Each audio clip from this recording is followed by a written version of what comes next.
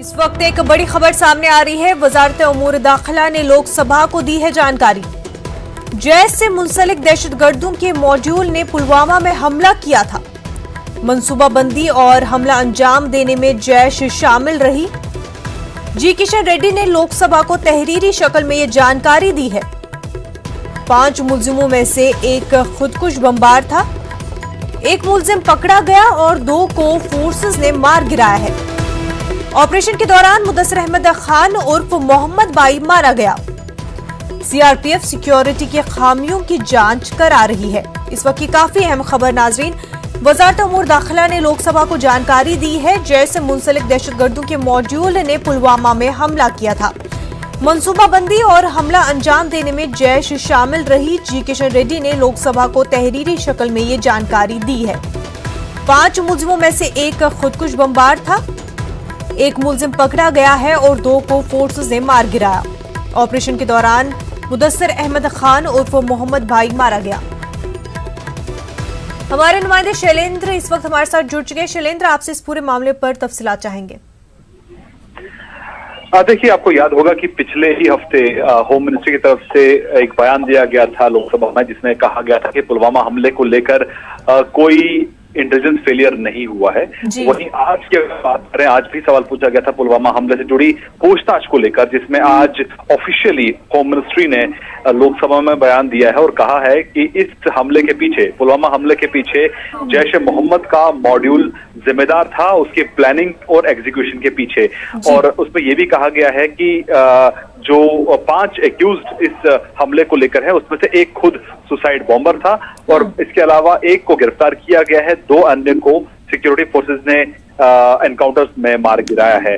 और वहीं इस पूरे मामले को लेकर जो है वो जांच अभी फिलहाल एनआईए कर रही है। साथ ही साथ आपको ये भी बता दें कि इस सवाल में ये भी पूछा गया था कि क्या सीआरपीएफ ने कोई इस पे जांच बिठाई है कि जो लैप्सेस हुए हैं जिस कारण ये हमला हो पाया और इस हमले को अंजाम देने में आतंकी कामयाब हो पाए, क्या इसको लेके कोई जांच भी बिठाई गई है? तो उसके जवाब में भी जी किशन रेड्डी, जो कि एमओएस होम मिनिस्ट्री है, उन्होंने अपने जवाब में कहा है कि इस पूरे मामले को लेकर सीआरपीएफ ने जो लैप्सेस हुए हैं उसको लेकर कोर्ट ऑफ इंक्वायरी भी बिठाई है, जिसकी फिलहाल अभी जांच चल रही है। शैलेंद्र, इस मामले को लेकर के जो हमला हुआ था, काफ़ी सारे सवाल उठे थे कि जैसे कि वो आरडीएक्स कैसे लाया गया था और क्या लोकल लोगों की, जो वहाँ पे लोकल मिलिटेंट्स हैं, उनकी मदद से ये सब हुआ था। तो क्या उन सवालों में से भी कुछ जवाब दिए गए वहाँ इस जानकारी के तहत जो लोकसभा में पेश किया गया था? देखिए, तफसीलात तो जानकारी की नहीं दी गई है इस इन्वेस्टिगेशन के बारे में। हालांकि इस पूरे मामले को लेकर भी एनआईए जांच कर रही है। जब ये हमला हुआ था उसके बाद ही इसकी जांच जो है वो एनआईए के हवाले कर दी गई थी और जो तमाम पहलू हैं इस अटैक के, कि आरडीएक्स कैसे पहुंचा, गाड़ी कैसे पहुंची, गाड़ी प्रोवाइड करने वाले को भी आइडेंटिफाई कर लिया गया था, और आरडीएक्स के पीछे किसका हाथ है, एग्जीक्यूशन कैसे हुआ इस हमले का, इन तमाम पहलुओं पर फिलहाल अभी जांच चल रही है। उसकी तफसील फिलहाल होम मिनिस्ट्री ने लोकसभा के सामने नहीं रखी है, लेकिन कुल मिला के इस पूरे मामले को लेकर एनआईए जांच कर रही है। शैलेंद्र, जिस एक मुलजिम को पकड़ा गया है, क्या उसके बारे में कुछ जानकारी दी गई?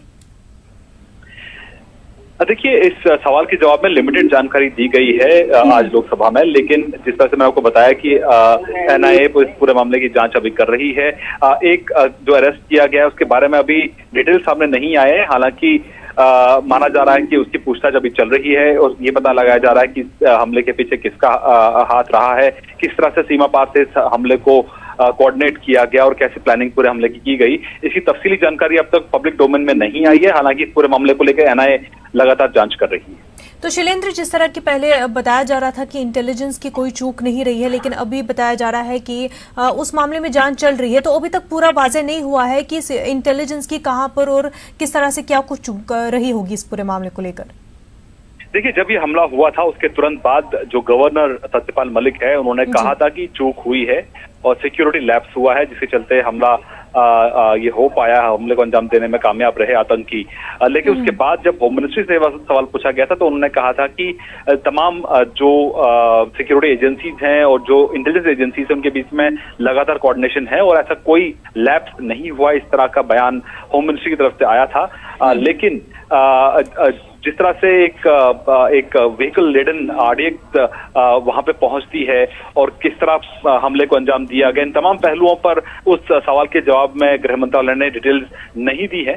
लेकिन माना जा रहा है कि इसकी तफसीली जो जांच है वो फिलहाल एनआईए कर रही है, उसके बाद ही जो फैक्ट्स होंगे वो सामने आ पाएंगे। बिल्कुल शैलेंद्र, आगे बढ़ते हैं। इंदौर में नगर निगम मुलाजिम की बल्ले से पिटाई के मामले का पीएम नरेंद्र मोदी ने नोटिस लिया है। बल्ले ही उन्होंने आकाश विजयवर्गीय का नाम नहीं लिया है, लेकिन जराये के हवाले से खबर है कि उन्होंने इस मामले में सख्त बयान दिया है। नरेंद्र मोदी का कहना है कि बेटा किसी का भी हो, इस तरह की हरकत नाकाबिल बर्दाश्त है। जिन लोगों ने भी इसका इस्तेमाल किया उन्हें भी पार्टी में जगह नहीं मिलनी चाहिए। आपको बता दें कि गुज़िश्ता रोज आकाश विजयवर्गीय ने इंदौर में नगर निगम मुलाजिम की बल्ले से पिटाई की थी, जिसकी वजह से नगर निगम मुलाजिम को आईसीयू में दाखिल करना पड़ा था। आकाश विजयवर्गीय कैलाश विजयवर्गीय के बेटे हैं।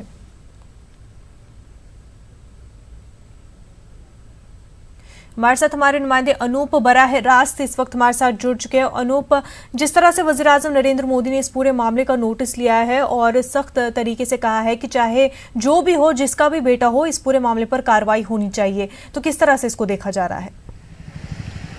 देखिए, प्रधानमंत्री की तरफ से ये बड़ा बयान है। आज बीजेपी संसदीय दल की पहली बैठक थी ये मौजूदा नरेंद्र मोदी सरकार की, ये दूसरा कार्यकाल है और इसमें पहली मर्तबा सभी सांसदों के साथ बैठक थी और उसमें प्रधानमंत्री नरेंद्र मोदी ने सख्त रवैया अपनाते हुए कहा कि इस तरह की जो घटना है उसको किसी भी तरीके से बर्दाश्त नहीं की जा सकती है। कोई भी कितने भी बड़े नेता का बेटा हो उसको इस तरह से बर्दाश्त नहीं किया जा सकता। इसके अलावा देखिए, उन्होंने ये भी संदेश दिया कि जो भी लोग या जो भी नेता इस घटना के समर्थन में खड़े होते हैं उस पर भी कार्रवाई होनी चाहिए और साफ तौर से कहा कि कानून अपने तरीके से कार्रवाई कर रहा है, इसमें किसी तरह का अड़ंगा लगाने का कोई मतलब नहीं है। दूसरी तरफ पार्टी इस पर जो है वो सख्त रवैया अपना सकती है। ये संदेश जो है प्रधानमंत्री नरेंद्र मोदी की तरफ से दिया गया। यानी कुल मिला के कहा जा सकता है कि जिस तरीके से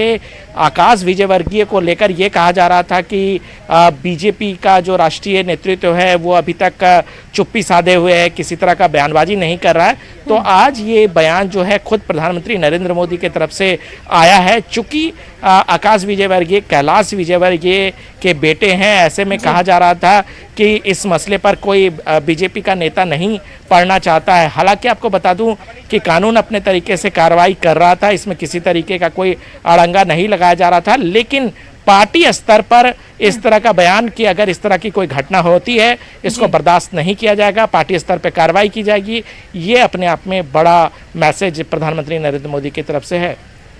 तो अनूप, जिस तरह से अब वजीर आजम का स्ट्रिक्ट इंस्ट्रक्शन आ चुका है, तो पार्टी ने क्या कुछ कार्रवाई की है? देखिए, अभी तक कार्रवाई नहीं की गई है आकाश विजयवर्गीय पर, लेकिन ये तय हो गया कि इस तरह की कोई भी घटना अगर बीजेपी के नेता या बीजेपी के नेता के कोई बेटे अगर करते हैं तो इसको पार्टी संज्ञान लेगी, गंभीरता से देखेगी और उस पर कार्रवाई करेगी। क्योंकि देखिए, ये जो मैसेज है वो किसी नेता से नहीं आया बल्कि प्रधानमंत्री के तरफ से सीधे तौर पर आया है। यानी किसी को इस मसले पर कंफ्यूजन नहीं होना चाहिए। आपको याद होगा साध्वी प्रज्ञा ठाकुर ने भी एक बयान दिया था गोडसे को लेकर के और उसके बाद प्रधानमंत्री नरेंद्र मोदी ने आपत्ति जताई थी, उसको गंभीर बताया था और उसने कहा था कि कभी भी जो हम हैं उसको माफ नहीं कर सकते हैं। तो ये कुल मिलाकर के मैसेज है। थी तो क्या इस मामले में भी ऐसा ही होगा कि सिर्फ बयान आया है और कोई कार्रवाई नहीं होगी? देखिए, कार्रवाई जरूर नहीं हुई है लेकिन उसके बाद बयानबाजी नहीं हुआ है, ये भी आपको ध्यान देना होगा। आकाश विजयवर्गीय पर अगर इस तरह का सख्त रवैया नहीं अपनाया जाता तो पार्टी को यह डर सता रहा था कि कहीं और भी इस तरह की घटना घट सकती है और लगता कि पार्टी इस मसले पर गंभीरता से नहीं देख रही है। इसलिए प्रधानमंत्री नरेंद्र मोदी का यह बयान साफ बताता है कि पार्टी जो है इस तरह की घटनाओं पर अब चुप नहीं बैठेगी और सख्त कार्रवाई करेगी। उम्मीद करते हैं कि ऐसा ही हो और पार्टी जो है इस तरह के वारदात पर सख्त रुख अपनाए और एक्शन भी ले, सिवाय बयानों के। बेहद शुक्रिया अनूप आपका। नाज़रीन, राजीव प्रताप रूडी का क्या कुछ कहना है, आइए सुनते हैं। सांसद राजीव प्रताप रूडी, उनसे हम बात करते हैं। सर, आज संसदीय दल की बैठक हुई, प्रधानमंत्री नरेंद्र मोदी का सम्मान हुआ, क्या कुछ हुआ सर वहाँ पे?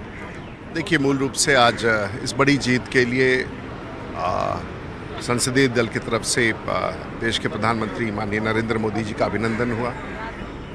कार्यकारी अध्यक्ष कार्य संभालने पर उनका भी अभिनंदन हुआ और सभी विपों का इंट्रोडक्शन हुआ, परिचय कराया गया। प्रधानमंत्री जी रेडियो पर मन की बात कहते हैं, आज उन्होंने सांसदों को अपने दिल की बात कही और एक चीज़ पर उन्होंने विशेष जोर दिया कि नए सदस्य हो, पुराने सदस्य हो, सदन में उपस्थिति रखना चाहिए, सीखने का एक बड़ा मौका मिलता है और किस तरह से राजनीतिक जीवन में अपने काम को बढ़ाना, अपने गर्व को बढ़ाना और सरकार के बड़ी मंशाओं को पूरा करने के लिए किस तरह से छोटे काम करने चाहिए। और उन्होंने पंचवटी की चर्चा की और ये पंचवटी वो है कि हर बूथ पर 5 पेड़ लगाना और शायद इसी पंचवटी में भगवान राम भी पहुंचेंगे। तो बड़ा उन्होंने बहुत गहन और बहुत डेप्थ की बात कही। बहुत धन्यवाद। कैमरा सत्यप्रकाश के साथ विनीत कुमार, न्यूज़ 18 दिल्ली। अब खबर महाराष्ट्र में बारिश से तबाही की। में बारिश का कहर जारी है, मामलाती जिंदगी दरहम बरहम हुई है। हवाई खिदमात भी बारिश से मुतासिर हुए हैं, जिसकी वजह से 55 परवाजों का रुख बदल गया है। वहीं 52 फ्लाइट्स रद्द की गई हैं। मुंबई के साइन पनवेल से हमारे नुमाइंदे ने सैलाबज़दा सड़कों का जायजा लिया। मुंबई में तेज बारिश के बाद एक बार फिर मुंबई की सड़कें आप देख सकते हैं किस तरह से तालाब का रूप ले चुकी है। ये इस वक्त हम साइन पनवेल रोड पे हैं। इस सड़क को देखकर आपको ये एहसास हो जाएगा कि महज सड़क नहीं, एक तालाब है। इस तरह से लगातार जो बारिश हो रही है, इस बारिश की वजह से लोगों का जो जनजीवन है अस्त व्यस्त हो गया है। लोगों से सरकार ने भी अपील की है, मुख्यमंत्री ने खुद ट्वीट करके कहा है कि जब जरूरी काम हो तभी वो अपने घर से निकले, नहीं तो नहीं। स्कूल और कॉलेज दोनों को ही छुट्टियां दे दी गई हैं। कई ऑफिसेस बंद हैं। इसकी वजह यह है कि जो सड़कों पे पानी भरा है उसे लेकर कई तरह की दिक्कतें हैं। कई लोग अपने घरों की तरफ फिर से वापस जा रहे हैं, तो कुछ लोग अपने कार्यालय जाने वाले थे और वहां तक पहुंच नहीं पाए, ऑफिस जाते थे। ये वही थम गए हैं इस बारिश की वजह से। उनसे हम जानने की कोशिश करेंगे। कुछ और भी लोग हैं कि वो ऑफिस की तरफ जा रहे थे और बाकायदा उन्हें क्या प्रॉब्लम। आप लोग ऑफिस की तरफ जा रहे थे, यहाँ पे कैसे रुक गए आप? अभी आगे पानी भरा हुआ है, इसलिए रुक गए हम लोग। बाइक भी नहीं जा रहा है। आप लोग फिर कैसे रिटर्न कैसे जा रहे हैं? कहाँ जा रहे हैं? अभी हम लोग रिटर्न घर पे जाने वाले, वाड़ा में रहते हम लोग। फिलहाल तो हम लोग 2 दिन से यहाँ पे आके रुक रहे। 2 दिन से पूरा हालत बेकार है हम लोग का यहाँ पे। इसके लिए मैं एक ही कहना चाहता हूँ, इसके लिए जवाबदार है वो गवर्नमेंट। यहाँ पे अपन गवर्नमेंट ने प्लास्टिक तो बंद पूरी तरह से नहीं किया है। मोदी ने सिर्फ नोट बंद किया है, प्लास्टिक भी पूरी तरह से बंद करो कि प्लास्टिक दिखना ही नहीं मांगता है। 24 घंटे और भी आईएमडी के जो चेतावनी है और भी तेज बारिश होने की आशंका जताई जा रही है। सरकार पूरी तरह से अलर्ट है इस पूरी चीज को लेके। पंपिंग मशीन्स लगाए गए हैं ताकि ज्यादा से ज्यादा पानी निकाला जा सके और किसी भी तरह से सड़क पे ना जमा हो। लेकिन मुंबई से विलास चिबड़े के साथ वसीम अंसारी, न्यूज़ 18। इस बीच डीसी गांदरबल ने बालतल बेस कैंप से भी कल ही अमरनाथ यात्रियों को रवाना किया गया था। यहां से आज भी यात्रा जारी है। Camp director shrine board SSP Ganderbal की मौजूदगी में पहले काफिले को रवाना किया गया था। पहले रोज ही बालतल से मुल्क के मुख्तलिफ रियासतों से आए 7000 से जायद यात्री मुकद्दस गुफा की जानिब रवाना हुए। मौसम भी ठीक रहा और यात्री जोश खरोश के साथ भोले बाबा के दर्शन के लिए रवाना हुए। बादल बेस कैंप समेत यात्रा के रास्तों पर सिक्योरिटी के मुनासिब इंतजाम किए गए हैं। सालों से लगातार मैं ये यात्रा कर रहा हूँ और यात्रा करते हुए इतना खुशी होती है कि बाबा भोला अगर जब तक श्वास है, जब तक बुलाएगा तो ये यात्रा जरूर करते रहेंगे। जो यहाँ के दुकानदार हैं, अपने पिट्ठू वाले हैं, घोड़े वाले हैं, सिक्योरिटी वाले हैं, मीडिया वाले हैं, उनका हमें साथ ऐसे मिलता है जैसे कि हम उनके घर में एक गेस्ट के रूम में आए हुए हैं। इस बार यात्रा बहुत शांतिपूर्वक है, इंतजाम बहुत अच्छा है क्योंकि मैं 32 साल से आ रहा हूँ। पहले बहुत बद इंतजाम होता था, लेकिन इस बार पूरा प्रॉपर तरीके से हुआ है। बड़ा शांति से हम लोग आए हैं। खच्चर वाले बड़े शांति से काम कर रहे हैं। मौसम पे तो कृपा है। आप उत्साह देख रहे हैं इसमें इनमें कितना, और इंशाल्लाह ये सारा ठीक ठाक हो जाएगा। अभी आधे घंटे में सारा नॉर्मलाइज हो जाएगा। हमने फ्लैग ऑफ कर दिया है, तो अभी यहाँ से रश भी कम हो जाएगा। और होपफुली मुझे लगता है 7,500 के करीब जो हमारे यात्री हैं आज पहले इसमें दिन में दर्शन कर पाएंगे यहाँ बालतल साइड से। इनको हमने यहाँ से रवाना किया है और इनके सिक्योरिटी के इंतजाम जो है बेस कैंप के, इनके रास्ते के और अप टू होली के 14 किलोमीटर का ट्रैक है। इसमें हमने ITBP एंड मिड रीजेस में आर्मी है और ऑन द ट्रैक J&K पुलिस, besides mountain rescue teams, avalanche rescue teams, NDRF, SDRF, they have been placed at different locations. Most important 22 जगहों पे मेडिकल टीम्स रखी गई हैं क्योंकि यात्री को दिक्कत होगी, उनको रिलीफ और रेस्क्यू हेल्प के लिए इंतजाम किए गए हैं। अमरनाथ यात्रा के लिए यात्रियों में जबरदस्त जोश खरोश देखा जा रहा है। नुनवन बेस कैंप से आज यात्रियों का दूसरा जत्था मुकद्दस गुफा के लिए रवाना हुआ है। यात्रा के लिए सिक्योरिटी के सख्त इंतजाम किए गए हैं। 1 जुलाई को 8,403 यात्रियों ने मुकद्दस गुफा के दर्शन किए थे। उधर जम्मू यात्री निवास से तीसरा जत्था भी आज पहलगाम बेस कैंप के लिए रवाना हुआ। यहां से आज 5,909 यात्रियों पर मुश्तमिल जत्था रवाना हुआ है। हमारे साथ हमारे नुमाइंदे मुदस्सिर कादरी इस वक्त जुड़ चुके हैं। मुदस्सिर, आपसे जानना चाहेंगे, कल भी यात्रियों का एक जत्था जो है यात्रा के लिए रवाना हुआ था और आज भी होने जा रहा है, क्या कुछ इंतजामात है और किस तरह से ये यात्रा जो है आगे बढ़ रही है?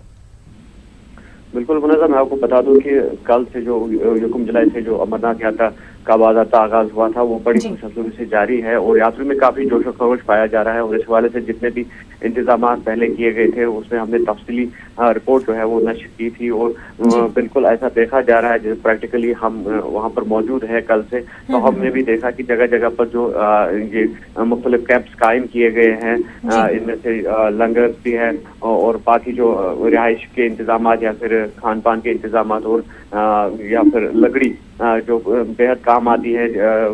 इधर जो बेस कैंप्स है मुख्तलिफ जो अमरनाथ यात्रा के ट्रैक पर मौजूद है, तो वहाँ पर सारी सहूलियात जो है वो मुहैया रखी गई है यात्रियों के लिए और ये कोशिश की जा रही है कि यात्रियों को किसी किस्म की दिक्कत जो है वो पेश ना आए। और इस हवाले से जितने भी इंतजाम करने थे वो पहले ही किए गए हैं और सिक्योरिटी के भी इजाफी बंदोबस्त है इस साल, जैसा कि यात्रियों से हमने बात भी की और यात्रियों का ये कहना है कि वो मुतमईन है जो इस साल इंतजाम किए गए हैं। पर्टिकुलरली सिक्योरिटी के हवाले से यात्री जो है बेहद खुश हैं और 3 टायर सिक्योरिटी ग्रिड कायम किया गया है ऑल अराउंड जो होली केव है और जो 32 किलोमीटर जो रास्ता है चंदनवाड़ी से बेस कैंप तक या फिर बालतल से ये मुकद्दस गुफा तक जो रास्ता जाता है, तो पूरे इंतजाम इन प्लेस है। और इस बीच में आपको बता दूं कि शेषनाग में जो यूपी मेरठ के एक यात्री थे वो सेवादार थे, एक लंगर में वहां पर बेहतर सेवादार तैनात थे, तो उनकी मौत गुज़श्ता रात को वाक़ हो गई है। तो डॉक्टरों का कहना है कि हरकत कलब बंद होने की वजह से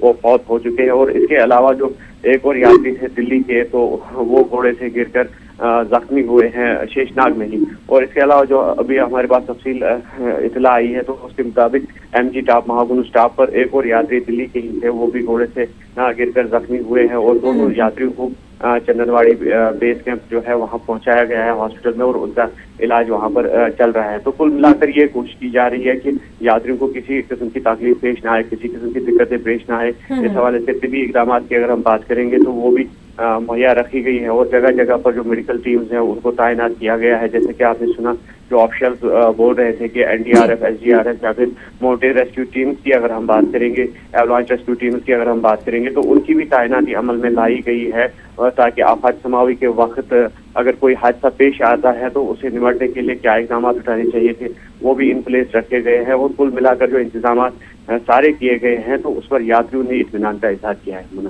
मुदस्सिर, बेहद शुक्रिया तमाम तफसीलात के लिए।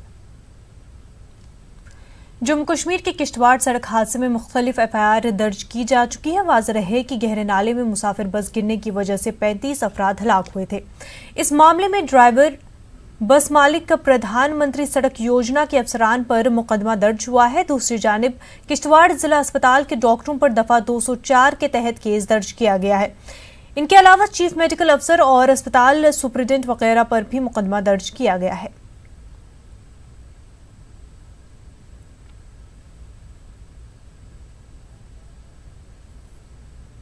हैदराबाद में वक्फ की जायदादों की हिफाजत के लिए लड़ने वाले एक सेट ने हिंदू शमशान घाट और उससे मुतस्सल कुंटा की हिफाजत के लिए आवाज उठाई है। कल्बे शहर हुमायूं नगर में वाक़े दयूनी कुंटा के शिकम को भरकर एक रियल एस्टेट इदारा लग्जरी विलास बनाने का इरादा रखता है। पेश खास रिपोर्ट आप देखिए। रिपोर्ट हमें दीजिए इजाजत। आदाब।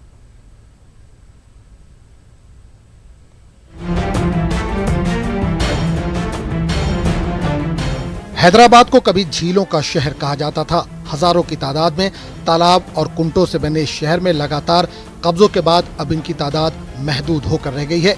शहर के कल्ब में वाक़े चंद कुंटों में हुमायूं नगर शमशान घाट से मुत्तसिल दीवानी कुंटा एक ऐसा खित्ता था जो अभी तक काबिजीन से महफूज था, लेकिन गुज़िश्ता चंद दिनों से इस जगह को घेर कर इस पर तामीरी काम शुरू कर दिया गया है।